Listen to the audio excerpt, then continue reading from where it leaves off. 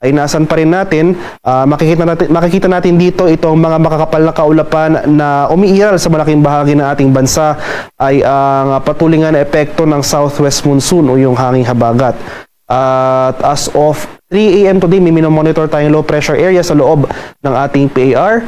Ito yung ating low pressure area na minomonitor kahapon na nasa labas ng ating PAR. Pumasok ito ng ating area of monitoring kagabi ng 8 PM. So latest location natin, kanina madaling araw ay nasa layo ito na 1,230 kilometers silangan ng Central Luzon. So ngayon nanatiling maliit yung tsansa ng nasabing low pressure area na maging isang ganap na bagyo sa susunod na 24 oras. Ngayon pa man, dahil sa pinagsamang epekto ng trough, yung extension ng low pressure area as well as yung pag-iral nga ng southwest monsoon, asahan natin itong mataas sa tsansa ng mga kaulapan at pag-ulan ngayong araw dito sa buong Visayas, Mindanao, buong Central at Southern Luzon, kabilang na dyan ang Metro Manila. Samantala, bahagyang maulap hanggang sa maulap na papawiri ng inaasahan over Northern Luzon.